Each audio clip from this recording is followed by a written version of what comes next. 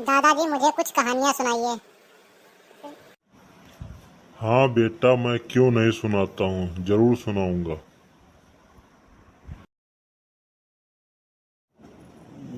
कहानी जो सीख बदल दे। एक राजा था जिसका नाम राजधन था।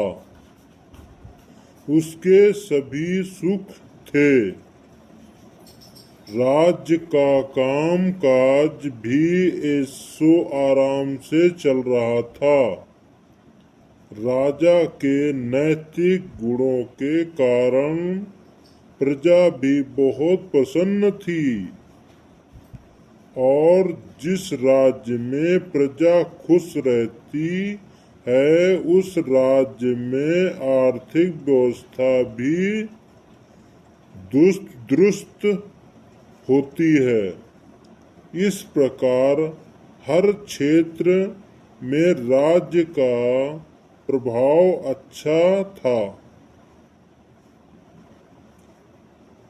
इतने सुखों के बाद भी राजा दुखी था, क्योंकि उसकी कोई संतान नहीं थी। वह दिन भर राजा को अंदर ही अंदर सताता रहता था। प्रजा को भी इसी बात का बहुत दुख था। वर्षों के बाद राजा की वह मुराद पूरी हुई और उसे एक पुत्र की प्राप्ति हुई। पूरे नगर में कई दिनों तक जश्न मनाया गया। नागरिकों को राजमहल में दावत दी गई। राजा की इस खुशी के प्रजा भी खुश रहती थी। समय बीतता जा रहा था। राजकुमार का नाम नंदन सिंह रखा गया। पूजा पाठ एवं इंतजार के बाद राजा को संतान प्राप्त हुई थी, इसलिए उसे बड़े लाड प्यार से रखा जाता था। लेकिन अति किसी बात की अच्छी नहीं होती। अधिक लाह ने नंदन सिंह को बहुत बिगाड़ दिया था। बचपन में जो नंदन की सभी बातें दिल को छूती थी, पर बड़े होते ही वही बातें बदतमीजी लगने लगी। नंदन बहुत ज्यादा जिद्दी हो गया था। उसके मन में अहंकार आ रहा था। वह चाहता था कि प्रजा सदैव उसकी जम कर जयकार करे, उसकी प्रशंसा करे। उसकी बात ना सुनने पर दो कोतवाल मचा देता था।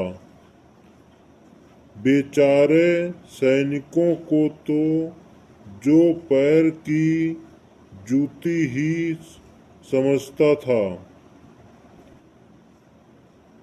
आए दिन उसका प्रकोप प्रजा पर उतरने लगा था, जो खुद को भगवान के समान पूजता देखना चाहता था। आयु तो बहुत कम थी, लेकिन अहम कई गुना बढ़ चुका था। नंदन के इस व्यवहार के से सभी बहुत दुखी थे। प्रजा आए दिन दरबार में नंदन की शिकायत आती रहती थी, जिसके कारण लज्जा से सर झुक जाता था। यह गंभीर विषय बन चुका था।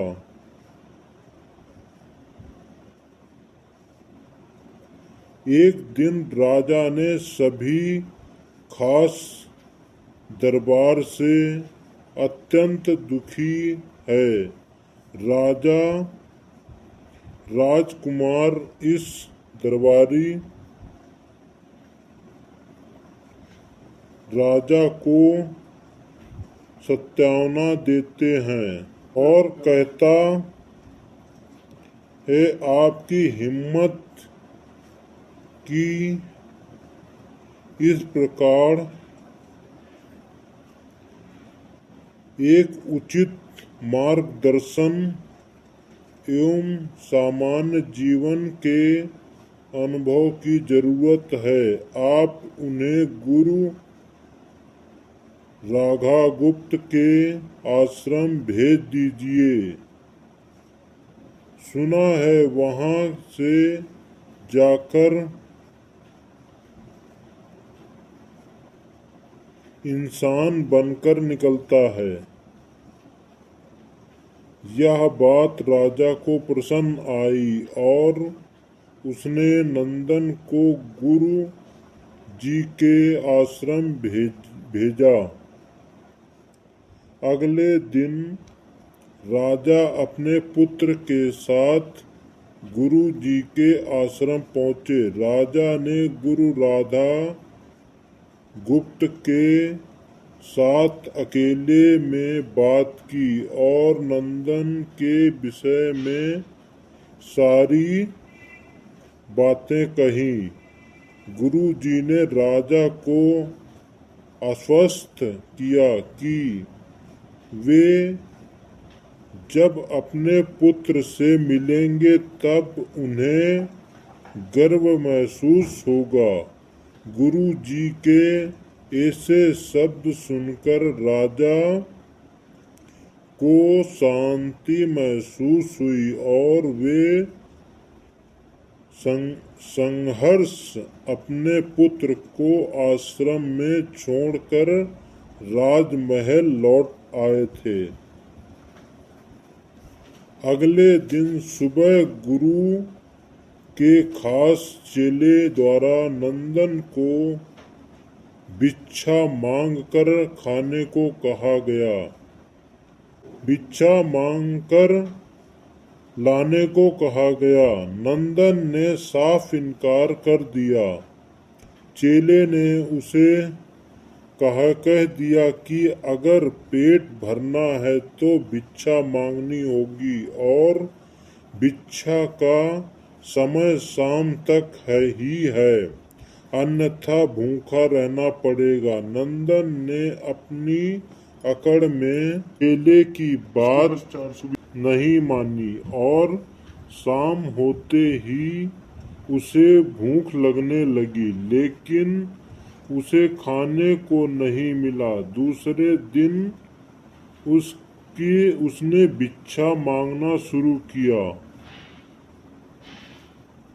शुरुआत में उसके बोल के कारण उसे कोई भिक्षा नहीं देता था, लेकिन गुरुकुल में सभी के साथ बैठने पर उसे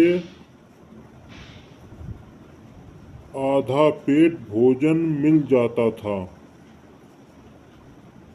धीरे धीरे उसे मीठे बोल का महत्व समझ आने लगा और करीब 1 महीने बाद नंदन को भरपेट भोजन मिला, जिसके बाद उसके व्यवहार में बहुत से परिवर्तन आए। इसी तरह गुरुकुल के सभी नियमों ने राजकुमार में बहुत से परिवर्तन किए, जिसे राधा गुप्त जी भी समझ रहे थे। वे एक दिन राधा गुप्त जी ने नंदन को अपने साथ सुबह सवेरे सैर पर चलने को कहा। दोनों हाँ पिंकी, मैं तुमसे मिलने आ रही हूँ। दादाजी, मैं आपसे बाद में कहानी सुनूंगी। ठीक है बेटा, बाद में कहानी सुन लेना।